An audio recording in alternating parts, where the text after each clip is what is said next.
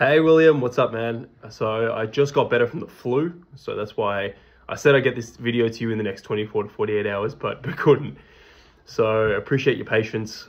So yeah, let's read out your question. Tactical and emotional management.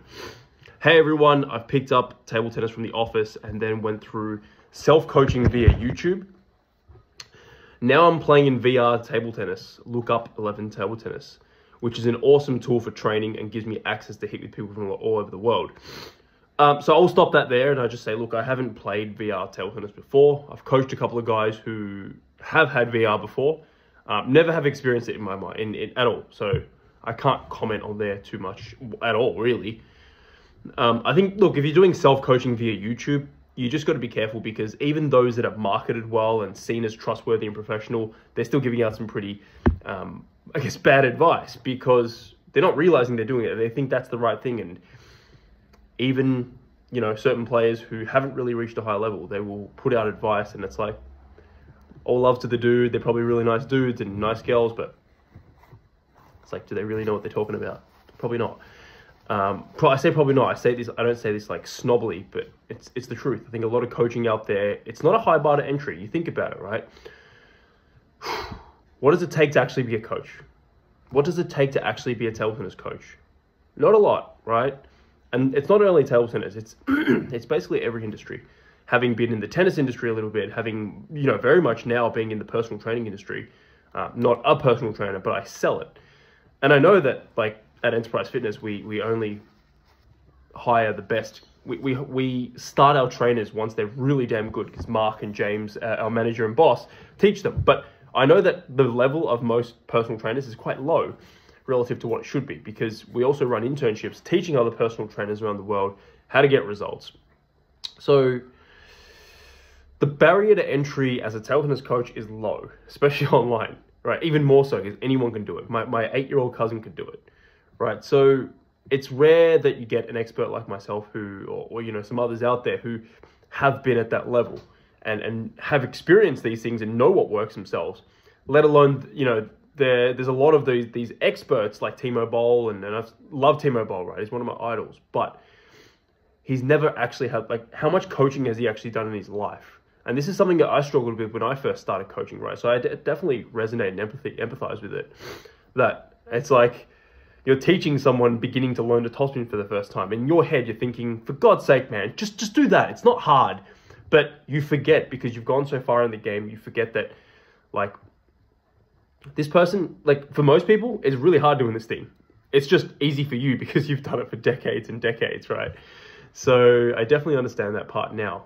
So that's why, look, it's better that you're doing some coaching through YouTube than none, because unless you've been at a high level before, how else are you supposed to know what high level table tennis looks like or is, right? So it's definitely better that you're watching matches on YouTube and watching this stuff than not, but just be careful, right? A lot of the stuff that you're learning is probably not, it's probably not fully effective. I don't think all things are rather right or wrong. There are some things that are right or wrong, right? Like you just don't serve in table tennis like that, and you don't serve in tennis like that, unless you do the occasional underarm, right? I follow Larry Hodges' table tennis tips. Look, I'm not going to watch these links just because it's going to take a bit too much of my time, but I found that tactics when playing competition is an area I'd like to develop more in. Fantastic. Identifying where the opponent has strengths to avoid and weaknesses to exploit. Now, here's one thing, right? I will say this. We tend to think of it as a blanket. This person has this strength, let's avoid it. This person has this weakness, let's exploit that. However, right, I take this from a tennis match that I played the other week. This guy had a bullet serve, and he had quite a bullet forehand. However, he only had a bullet forehand that went in when it was on, when he was actually jammed in like that. As soon as it was here enough, he'd use his backhand, it was in, but it wasn't good. And as soon as I put him out wide forehand, he missed all the time. He didn't have any consistency. He didn't have a bomb, right? His forehand wasn't his strength anymore. So here's where you want to be like a sergeant. You want to be like Novak. I love using Novak. You guys are probably sick of me using Novak Djokovic all the time. But he is a sergeant because he sees, okay, well, this guy has an amazing slice or whatever. But what if I shift that ball, a little bit higher, a little bit shorter, a little bit deeper? Is he still an expert at that shot? And, maybe yes, maybe no, right? But you can only know by finding out. So don't think of Don't think of like a blanket, that's where his strength is, avoided at all costs. Also, even if it is his strength, you want him to have at least just a little bit of like being on their toes, not knowing where the ball's coming, right? So let's say I know that an opponent sucks short forehand. They just can't return serve there. I'm going to do most of my serves there because that's what's going to win me the match, unless they magically learn to figure it out. Now, the difference with the top 100 is they catch onto that quicker and they find a solution quicker, right? So you've got to adapt again. But anything below top 100, that's going to work until you win the match. Every now and then, and I stress every now and then, I will serve one long to the backhand. Just because then he's thinking, well, I don't know if it's coming short to the forehand or long to the backhand. This guy has the guts to serve there as well. Now I'm like focusing on two potential options. Now my attention's split. Now even when I play that same ball short to the forehand, I'm like a half a second slower, in which if you're half a second slower to return a serve, that is a huge difference. That is a very huge difference in quality of return that you're going to execute, especially if that's already a weakness, right? So it's more nuanced than that. The experience that I want to teach you is don't view it so blanketly, right? Or if you are going to be like, that's his strength, identify specifically where it was. Because again, right, that guy that I beat in a tennis match, in a closed tennis match the other week, amazing forehand. And the guy supporting me would like, stay away from his forehand, it's so dangerous. And in my head, in my experienced head, I'm like, well, well, I don't think he'll keep this up for the third set. And in the end, he didn't, right? I backed myself. I'm like, if he can keep it up for the third set, too good, right? Sometimes you have to make these gambles. And I just remember, like, he made so many mistakes. He hit a lot of winners short when as soon as he ran around, it was like hard jam there, and he's like using his hips to swing at it. He had a lot of consistency, he had a lot of winners, and I don't want to keep letting him do that. However, when I shifted it more that way, that's when I just get error. Same shot, both forehands. One of them I'm getting bombs at me consistently, and I'd lose doing that. The other one, I'm just killing him. So really start to get specific with how you break tactics down to beat opponents. It is a very I don't know if this is a word. It's a very tactical and sergeantical. Someone who's a surgeon, a very sergeantical game. That's what it takes when it's, especially when the game's close. You need these little minute details are what separates a win from a loss. What else? The problem I seem to have is that I get caught up in the adrenaline of a match and go into autopilot mode. Example, I like to bounce the ball a few times on the table before a serve to focus and give myself 3 seconds to think about how I want a third ball. That's not a bad thing. That's a really good thing. However, I lose this discipline as the game goes on and the opponent starts pushing on my weaknesses. Okay, so what you want to do is you want to have a match recording of what is going on, because you can feel, your feelings can tell you won here, you lost here, but when you objectively watch the match, you will exactly see specifically where and when, specifically where you lost points. Because I used to know for a fact that I was really good at half long. Because the ball would come half long, I'd spin the shit out of it. Right? And I'd always win a point. However, there was a specific middle ball that as soon as I came to my middle half long, I'd always miss that. And it's like, I made that probably 1 out of 8. And under pressure, that's a crap statistic, right? As soon as the opponent plays there, I'm going to miss the ball at like 8 all. That's a crucial ball. So it's not half long that I need to be working on. It's specifically half long when it's jammed into my right leg. And I need to move, make position and play that. So get specific on what that weakness is. And then in training, that's when you need to work on that ball. You need a coach to feed you multi-balls there, or you need to replicate that ball. And then you need to overcome it in training. Build so much confidence in training and seeing yourself now put that ball away that in a match, despite how shaky or how doubtful you are, how nervous you are, you can't help but to just see yourself putting that ball away again and again and again and again. It needs to be that specific, because I've heard tennis players come up, these days I'm helping a lot of tennis players, but I've heard tennis players say, oh my God, my volley in training is unbelievable, but in a match, it's like, it's not happening. I'm like, well, how many types of volleys have you actually, I'll question them, I'll give them the doubt, but I'll also press them for answers. So how many actual forehand volleys against different types of balls have you played against, right? Because that forehand volley is not just against one ball. Is that fair to say? 100%, right? Because you think about, you break a match down like this, right? You sometimes you're going to be charging in. Let's say you hit a good serve or you hit a good ball out wide, you see your opponent struggle, you're going to be charging in. You need to be able to charge in and volley. That's another different variation, which you need to be able to do. It's not just enough just to be able to stand there and do that. There's a time and place for that. If you're working on a specific volley technique, yeah, best thing is to stand there and just focus on that, isolate that. However, in a game situation, it's more or less you're coming in, unless you're a doubles player, right? Also, are you then coming in and volleying against balls that are shooting at you with heavy spin and heavy speed? Are you volleying against balls that are heavy spin but slow? Are you hitting volleys against balls that are out wide and you've got to stretch? Are you hitting against balls that are quite loose and quite slow, which may look easy, but they're not, because there's no pace on it. So your volley, instead of like repelling it, needs to be more you doing something, right? And this is where a lot of players go, well, my volley is amazing in training.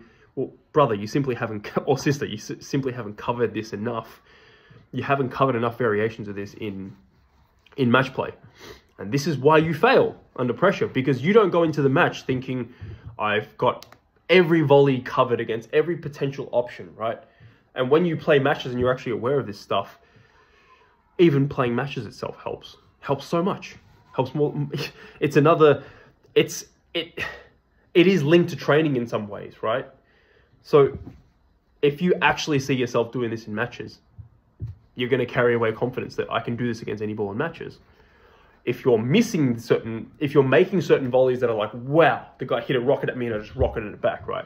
But then as soon as there's less pace, there's more height, you miss it. You got to identify that and be like, okay, I need specific volley practice against that slow ball. It's like this, right? When you go to the world tours, you are probably a few days away from competition, or it's probably the morning of the competition, or it's probably the morning, the afternoon, like an hour before the match. You will still see Chinese players doing it, but you'll see it more so when they're behind closed doors. They're literally spending times where they serve, the coach or hitting partner pushes it back semi-high, but with heavy spin. And it's like, don't miss that. Even sometimes they'll put it back like dead, no spin and high, semi-high. And they've got to like brace themselves and make that ball. Do not miss that ball. Always put it away. And then when it comes to a match time against Timo Boll, he kind of doesn't read a serve. It goes up a bit. They're prepared, right? They will still miss those. If you actually watch a full match, they'll still miss those balls. But you'll see that they put that ball away a lot because they've practiced it behind closed doors. Now, it's so automatic because they've practiced all of this that when they actually go into a tournament, they don't need to spend hours doing that. They may just do one or two balls and then they're ready, right? Because they've felt that ball. They just need to feel themselves doing that in a new hall, in a new environment, just before the match. They don't need to spend 10 minutes doing that. It's unrealistic at that time. But in practice, you bet your bottom dollar, they have spent up to hours doing. They do it every day. They literally do it every day. It's not just about, people think this, it's not just about going faster, faster, faster, faster. I'm just going to hit rockets, rockets, rockets, rockets. And I know some high-level coaches that teach that, and it's like they themselves as players were able to put away the dead high balls, but they don't get their players to do that, which is quite sad because that you are good at that. Players need to be good at that, right? So keep that in mind. Keep that in mind, man. Like I wouldn't know exactly where your weakness is because I haven't seen you play, but pinpoint it, right? And this is where obviously watching with an expert is going to be easier because they can just quickly identify, like, this is what you're doing wrong and this is what you need to do. In the past, when I have watched, like part of the coaching package that I had with my clients when they made big transformations, one-on-one coaching, was I took them out to pennant matches. I coached them in that. We recorded the videos. We watched the videos again. I structured training so they knew exactly what to do when they were with me once or twice a week. And when they did practice matches or train with other players, they knew what to work on. They weren't just wasting their time. What they were working on was specifically where they lost matches last time and where their winning points combined with that so that they can stop losing points where they're losing points and maximize where they're winning points. And inevitably, they were getting better and better and better. Now, one key mistake that I made in my coaching career was I would teach my client new stuff. And I'm like, oh, yes, he or she has it. Yeah, but then they still haven't learned to do that under pressure. So then under pressure, they're worried about winning the match, they're worried about this, they're worried about all that. And then they're thinking, how do I execute the skill set? So then I realized the quick fix was, well, it wasn't a quick fix, it was the solution, was teach them the skill, which I know how to do and I can break it down because I've spent years coaching people and how the mind works and stuff like that. Something I think about a lot. And my mentor, Brett Clark, in the tailwind sphere, has helped me a lot with that. I realized, okay, let's get him or her to learn the skill set. And then once they've learned the skill set in training and they can do it reliably, they're not necessarily ready to do that under the pressure of a match where they're adrenalized, they're flooded in their mind. Let's get them doing it let's get them doing it when they don't know when the ball's coming.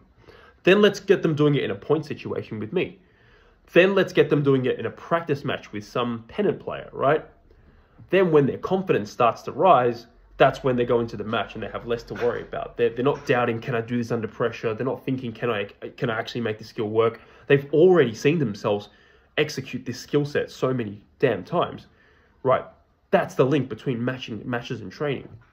So started to realize this, and I started to get, there was a moment in time when a certain client of mine was only getting improvement on these things off the table, but then it wasn't translating into a match. It's like, oh, this is the missing piece.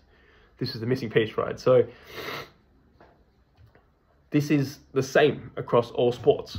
Now, I'm obviously not going to be able to tell you I played tennis at a better level than badminton and squash, so I still can't help a professional tennis player know what is the right thing to put away a high smash, right? Like, it's not my expertise.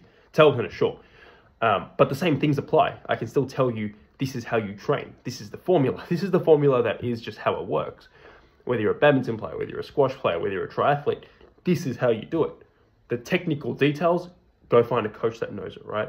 And the more time you spend finding a coach that is cheaper, yet has questionable skill set in teaching you the right things, the more time you're going to waste. And the more time you're going to spend thinking you've improved when you might not actually have.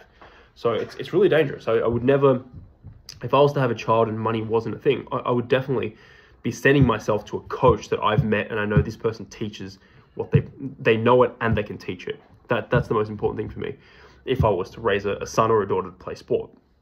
So in your sport, figure out the same thing. If you're finding yourself always losing points on one specific thing, great, you've actually found that pattern. Now let's get to work, right? Now let's get to work in making sure you are fully confident in executing that shot or that pattern, right? So for example, it could be if I accidentally served half long or pushed half long and the opponent spun to my backhand, I'd always take that too early. I'd panic and I'd be like, well, let's get to training. And I'd push short. I'd serve half long on purpose. Have someone who has a greasy spin up to me here. And I just confidently block that ball back. Difficult for them, right? It doesn't have to be a winner, but I just confidently glide that ball back.